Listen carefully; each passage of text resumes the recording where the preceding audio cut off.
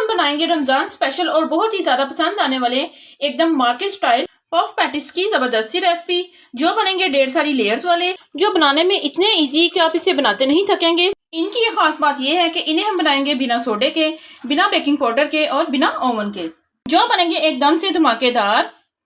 देखिए इसे मैं आपको तोड़ के दिखाती हूँ, बहुत ही क्रिस्पी। ये देखिए आवाज आ रही होगी आपको इसकी क्रिस्पी की, बहुत ही जबरदस्त। वाह, एकदम से परफेक्ट।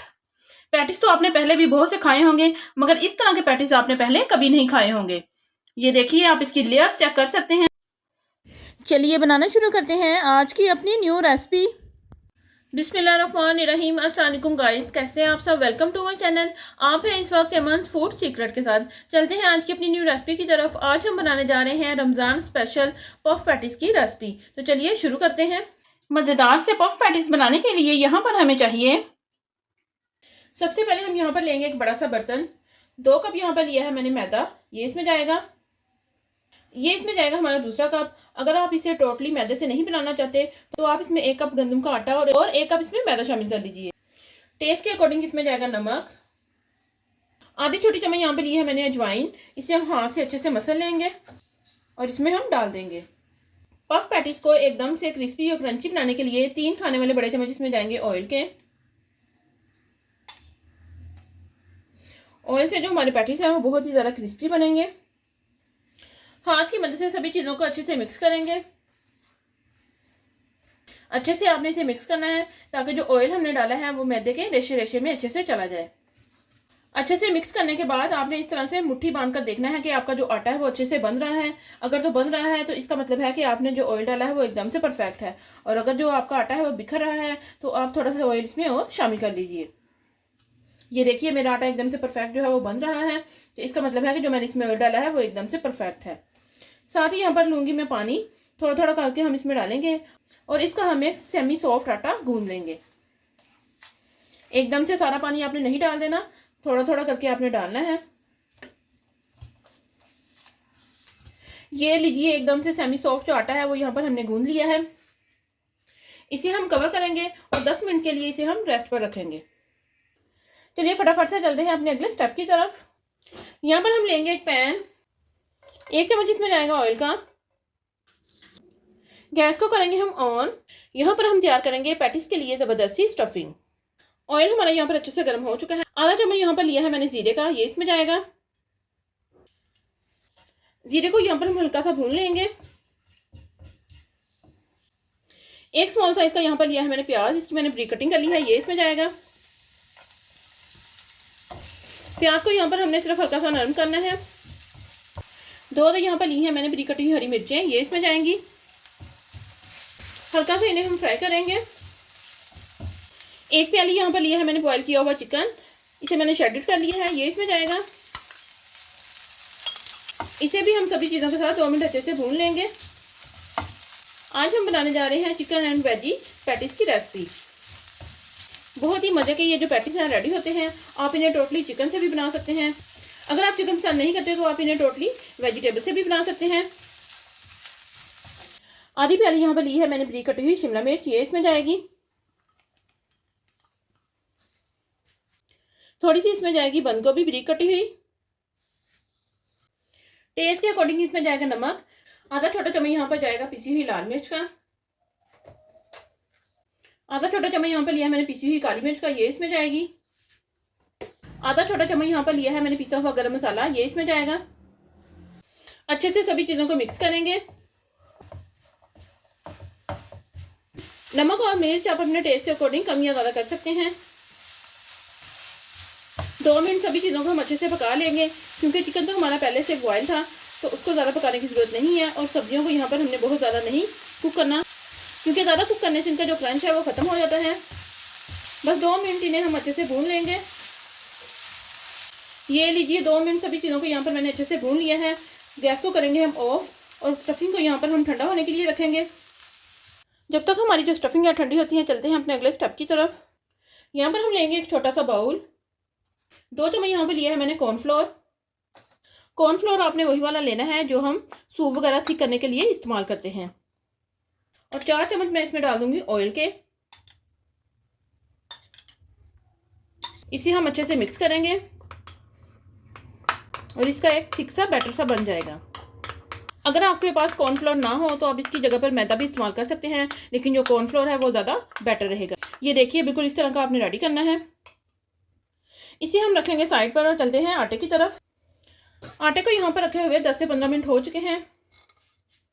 एकदम से सॉफ्ट जो आटा है वो यहाँ पर हमारा रेडी है। थोड़ा सा हम इसके ऊपर डाल देंगे ऑयल और हाथ से इसे हम अच्छे से मसल लेंगे एक दफ़ा और। ये देखिए एकदम से परफेक्ट जो हमारा आटा है वो यहाँ पर रेडी है। आटे को यहाँ पर हम रखेंगे एक प्लेटफॉर्म पर और इस तरह करते हुए इसका हम एक बड़ा सा रोल बना लेंगे। देखिए इस तरह से इसे हमने रोल कर लिया है। रोल करने के बाद छुरी की मदद से इसके हम छोटे छोटे से पोर्शन बना लेंगे। तकरीबन 7 से 8 पोर्शन हम इसके बनाएंगे। ये देखिए 7 हिस्सों में मैंने इसे डिवाइड कर दिया है। एक पीस हम इसका उठाएंगे और इस तरह से हम इसका गोल सा पेड़ा बना लेंगे। इस तरह करते हुए हम इसके छोटे छोटे से गोल गोल से पेड़े बना लेंगे। ये लीजिए सारी ही डो के यहाँ पर मैंने पेड़े बना लिए हैं। एक पेड़ा हम यहाँ पर लेंगे, थोड़ा सा इसके ऊपर हम लगाएंगे सूखा मैदा और हाथ की मदद से इसे हम हल्का सा प्रेस करेंगे। यहाँ पर हम लेंगे बेलना और बेलने की मदद से इसे हम रोटी की तरह बारीक बेल लेंगे। ये लीजिए इसे मैंने रोटी की तरह बारीक बेल लिया है, बल्कि रोटी से भी ज़्यादा मैंने इसको बारीक बेला है। ये देखिए मैं आपको दिखाती हूँ, बस आपने बिल्कुल इसी तरह से इसको बेलना है। बेलने के बाद यहाँ पर हम लेंगे एक प्लेट, थोड़ा सा हम इसमें सूखा मैदा डस्ट करेंगे और इसे हम इसमें रख देंगे। बाकी सभी रोटियां भी हम इसी तरह से बेल लेंगे। ये लीजिए सारी ही रोटियों को यहाँ पर मैंने बेल लिया है। ये देखिए एक रोटी यहाँ पर हम लेंगे और ये जो मिक्स हमने बना के रखा है ये हम इसके ऊपर लगा देंगे। अच्छे से आपने इसे स्प्रेड कर लेना है। फिंगर की मदद से आप इसे अच्छे से स्प्रेड कर लीजिए। अगर आपके पास ब्रश है तो ब्रश की मदद से भी आप इसको लगा सकते हैं।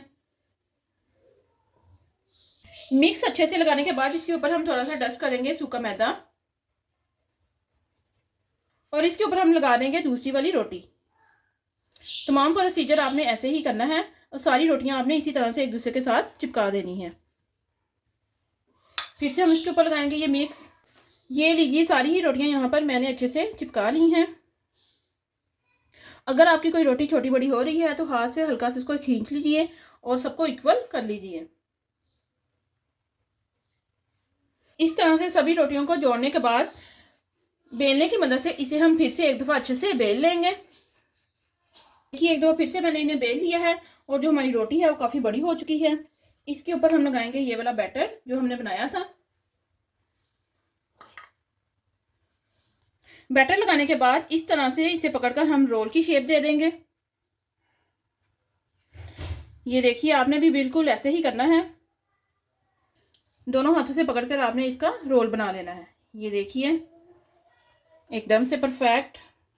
रोल बनाने के बाद एक ही डायरेक्शन में इसे हम रोल की तरह कर लेंगे। ये देखिए एक ही डायरेक्शन में आपने इसको करना है, ऐसे ऐसे नहीं करना, बस एक ही डायरेक्शन में। ये देखिए इस तरह करने का मकसद ये है कि रोल जो है वो हमारा बड़ा हो जाएगा। देखिए इस तरह रोल करने के बाद आगे से हम इसका थोड़ा सा जो पोर्शन है वो उतार देंगे। इसे हम साइड पर करेंगे और इसके हम छोटे छोटे से पोर्शन बना लेंगे। इसे हम दबाकर नहीं काटेंगे। इस तरह लकड़ी काटने के लिए आरी को चलाया जाता है ना, बिल्कुल वैसे ही आपने छुरी को चलाना है। ये देखिए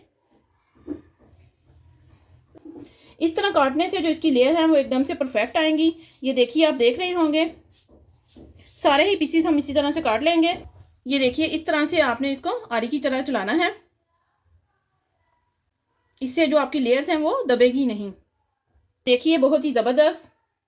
कोई भी पीस आप उठाकर देख लीजिए, उनकी जो लेयर्स हैं वो एकदम से परफेक्ट आई हैं। ये लीजिए सारे ही पीसेस यहाँ पर हमने कट कर लिए हैं, इनको हम सीधा कर लेंगे। देखिए टोटली यहाँ पर हमारे पास 10 पीस आए हैं, तो इसका मतलब है कि 10 हमारे यहाँ पर पैटीज रेडी होंगे। ये हमने इसके आगे और पीछे से जो वेस्ट है वो उतार दिया था। प्लेट में निकालने के बाद एक पीस यहाँ पर हम उठाएंगे और इस तरह हथेली की मदद से आपने इसे प्रेस करना है। प्रेस करने के बाद थोड़ा सा इसके ऊपर हम डस्ट करेंगे सूखा मैदा और हल्के हाथों से इसे हम दोबारा से प्रेस कर लेंगे। यहाँ पर हम लेंगे फिर से बेलना और बेलने की मदद से इसे हम अच्छे से बेल लेंगे। ये देखिए बेलते हुए आपको यहाँ पर इसकी काफ़ी ज़्यादा जो लेयर्स हैं वो नज़र आ रही होंगी। इसे हमने एकदम से रोटी की तरह फिर से बेलना है।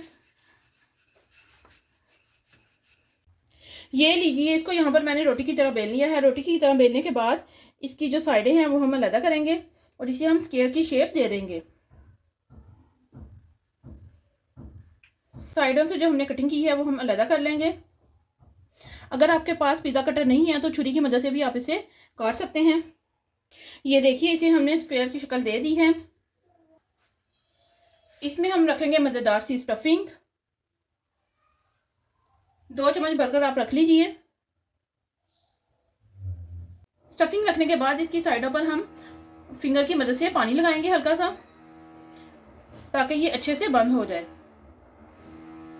पानी लगाने के बाद इस तरह से यहाँ से हम पकड़ेंगे और इस तरह से इसे हम फोल्ड कर लेंगे। फिंगर्स की मदद से इसे हम प्रेस करेंगे। ये देखिए, एकदम से ट्रायंगल जो शेप है वो हमारे पास आ चुकी है, बहुत ही ज़बरदस्त। और बाकी पैटीज भी हम इसी तरह से रेडी कर लेंगे। अगर आपको ये वाली शेप पसंद नहीं है तो आप इसे किसी और शेप में बना सकते हैं, जैसे रेक्टेंगल शेप वगैरह। यहाँ पर एक पैन में मैंने ऑयल डाल दिया है। ऑयल को यहाँ पर हम नॉर्मल सा गर्म करेंगे। ऑयल हमारा यहाँ पर गर्म हो चुका है। इसमें हम डालेंगे पैटीज। देखिए, बस इस तरह का आपका हीट अप होना चाहिए, बहुत ज़्यादा नहीं गर्म होना चाहिए।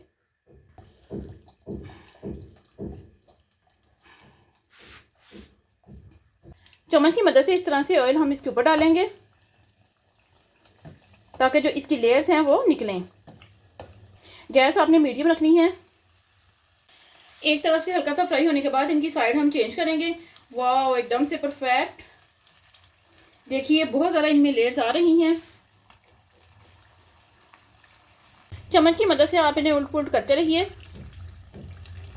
घर पर आप ये वाले पैटीज बाजार से कहीं अच्छे रेडी कर सकते हैं। ये ऐसी ज़बरदस्त रेसिपी है कि आप एक दफ़ा घर में बनाएंगे तो सभी आपके दीवाने हो जाएंगे और बार बार से आपसे फरमाइश करके ये वाले पैटीज बनवाएंगे। देखिए, ज़बरदस्त से हमारे जो पैटीज है वो यहाँ पर रेडी हो चुके हैं। इन्हें हम निकाल लेंगे। ये पैटीज हमने यहाँ पर निकाल लिए हैं, बहुत ही ज़बरदस्त। देखिए, बहुत ही ज़्यादा इसमें जो है वो लेयर्स आ रही हैं, आपको नज़र आ रही होंगी। चलिए मैं आपको क्लोज करके दिखा देती हूँ। इन्हें हम निकालेंगे प्लेट में।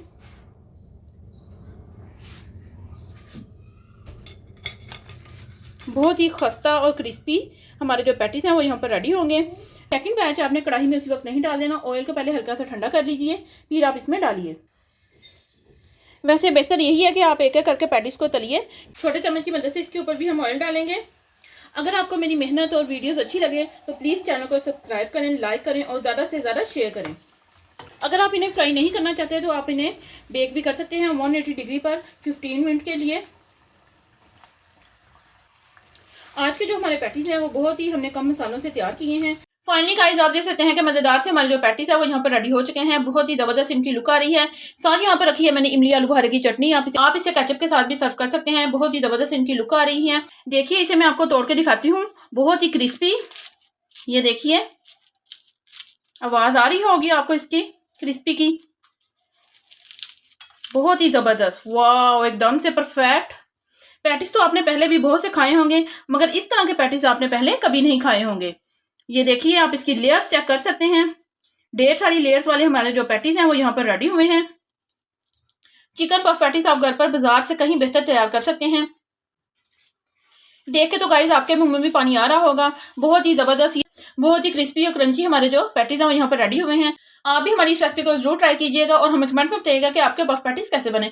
अगर आप हमारे चैनल पर न्यू है, चैनल को सब्सक्राइब करें, लाइक करें और ज़्यादा से ज़्यादा शेयर करें और हमें कमेंट में बताएं कि आपको हमारी सारी रेसिपीज कैसी लगी। मिलते हैं हम अपनी नेक्स्ट वीडियो में, तब तक के लिए अल्लाह हाफिज़।